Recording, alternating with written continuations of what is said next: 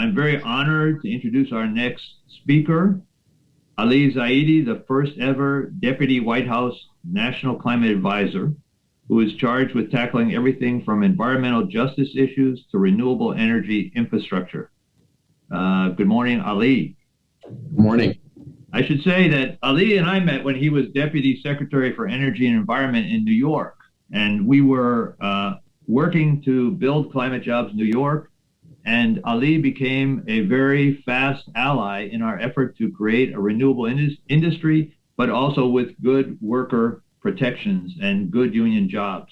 And over what turned out to be shorter period of time than we had hoped, we accomplished an enormous amount. And you were just an incredible friend to labor, a friend to working people, and friend to the environment. And of course, you didn't come to New York with nothing else beforehand. I know you had a long-term commitment to the Obama administration, both in working on the White House Domestic Policy Council and as an aide to Energy Secretary Steve Chu, and of course, a professor at Stanford. All of that great experience you brought to New York and now to our national and global debate. I guess the last thing I would add is that I came to know you as someone who was accessible and just a really good human being. So really pleased to have you here today, Ali, and over to you. Well, Mike, that is all just very kind, and I'm incredibly grateful to know you not only as a leader in the movement and in this work, but as a friend, and just a real treat to be here with folks today. Let me just start out and just really get into it here. For this president, for President Biden and for Vice President Harris, we can't really have a conversation about climate change without having a conversation about the folks who are going to build the solutions. It's really easy to get focused only on the downside that's right in front of us. Just look at last year, $99 billion of destruction in the form of wildfires and hurricanes and floods. This year alone, we've had 1 out of 3 Americans see firsthand the effects of the climate crisis in their communities.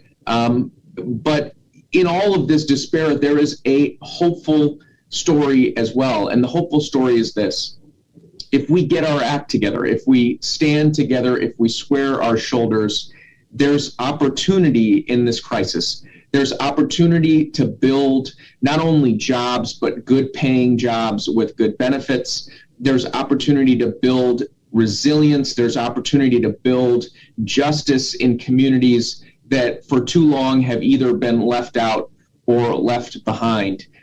That's what excites us. That's what animates us. And as an administration, we work for a president who is, I think, congenitally optimistic, and I think is so focused on chasing after the opportunity that this crisis represents. Right now in front of the Congress is a package of historic investments that will, for the first time, really animate the entire country in chasing after this opportunity and unlocking the full economic upside of what it means to take on the climate crisis. And I just want to walk through a little bit granularly what that means to us. You look at the transformation we're seeing in the automotive sector. I was there with the president when we went to Dearborn and visited a Ford F-150 factory. We met those UAW workers who before were putting together internal combustion engine vehicles and today are going to be assembling electric vehicles. That F-150 plant just last week actually announced that it's hiring 450 more of those workers. But we can't take that transition for granted. And we've got to be deliberate about making sure that as we shift to electric vehicles, as we go from engines and transmission to batteries and e-axles, that those are built in factories here in the United States. That's why the president has pursued a tax policy that actually incentivizes those union shops, those good wages and good benefits as part of the deployment incentives that we will use to spur this electric vehicle revolution. And when we think about electric vehicles, we can't just think about the cars and the batteries that go in them. We've got to think about the charging stations.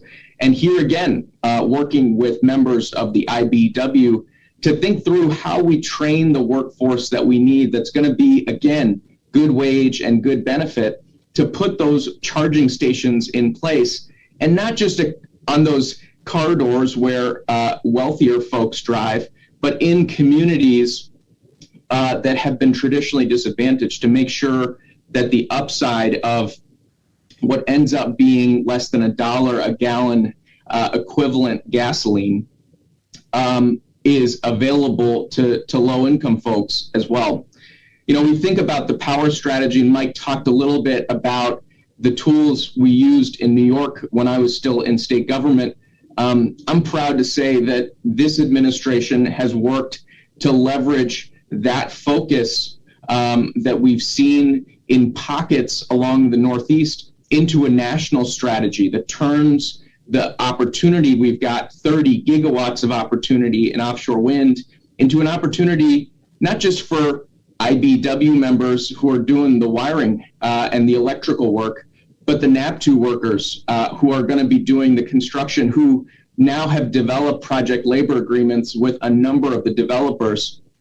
And more recently, in the breakthroughs that our brothers and sisters in the steel movement have made progress in tapping into the supply chains that will be used to build these turbines and the facilities. You know, we think about the building sector and partnering on high wage opportunities there.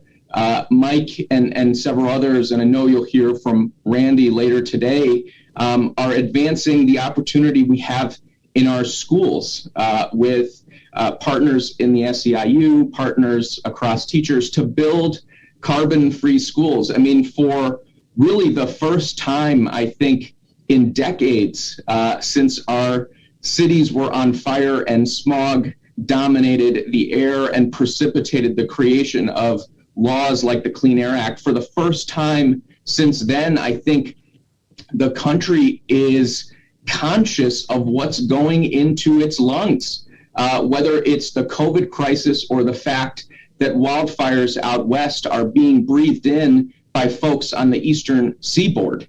So we're taking that opportunity in the building sector seriously and making sure that not only are we cutting energy bills and making those buildings more resilient, but we are actually making the air cleaner in these indoor environments. So, you know, it's really easy when you work on climate policy to turn into a greenhouse gas accountant. You can think about, you know, the power sector produces 27, 28% of the emissions. You can think about the transportation sector produces 27, 28%.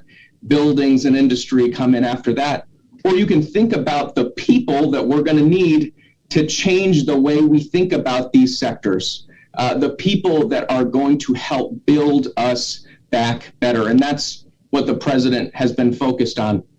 And I talked about tax policy, the production tax credits, the investment tax credits that have spurred solar and wind and storage to where they are today. What's different about this administration, what's different about the political economy behind these incentives today, is that we're actually integrating them with considerations of prevailing wage. What a remarkable moment to see not these interests being pitted against one another, but for us to finally realize we are stronger if we lock arms and move together in the direction where the global economy is going, and where, if we get our act together, we will have a competitive advantage.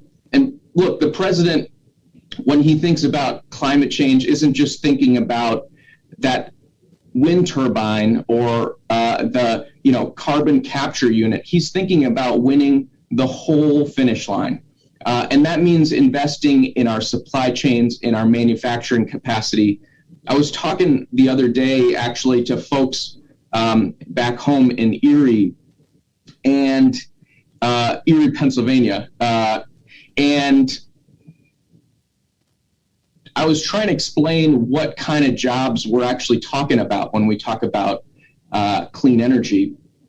And one of the facilities that came up was this factory, a manufacturing facility called Seaway Windows. And they've been manufacturing windows in Erie since the 60s. And you wouldn't think of a factory that's been around since the 60s making windows as necessarily your billboard example of the kind of jobs that are going to get created if we lean into clean energy. But when we're talking about cleaner energy, when we're talking about healthier buildings, when we're talking about climate jobs, we're not talking about jobs on another planet. We're talking about jobs at places just like Seaway that have been around since the 60s, but that today are putting more advanced coating on those windows, that are putting framing on there in a different way, and as a result are building more efficient windows that will result in more efficient buildings that will result in fewer emissions. That's a climate solution, but it's a bunch of jobs here in the United States of America. And I've spent a lot of time talking about emissions because, look, the reality is we know what drives climate change. It's combusting fossil fuels without capturing the emissions, and instead letting those emissions go into the atmosphere and let the temperature of the globe continue to change. We know that's what's driving this change, but we've also, and we've got to do something about that, but we've also got to recognize that we've unleashed a set of impacts that we have to do something about as well. I'm really proud of the administration and of the president's direction and leadership on the resilience efforts that we undertake as well. Yesterday, for the first time ever, our Department of Labor and our Secretary of Labor, who's known well in these parts, issued the first ever heat standards to protect workers. It's this crisis in the last 2 years especially has really opened our eyes to the essential jobs that are required to keep our economy running, to keep us living the lives we so comfortably live. And, every time a storm hits nowadays, I think about the line workers that have to get dispatched. Every time the wildfires rage, I think about the firefighters and their families. But it's really easy to forget about the fact that as the temperatures around the planet rise, we've got workers all around the country, whether they're indoor in factories or they're outdoor on farms and construction jobs, that are just absorbing this heat, and it's hurting them. And in many times, it's been fatal. So stepping up and putting in place rules of the road that make sure employers are conscious and cognizant of their responsibility to their workers and protecting them, it's part of the deal when we think about climate jobs, because all jobs are affected by the changing climate. The last thing I want to put out there is the recognition of the intersections in the conversation we're having.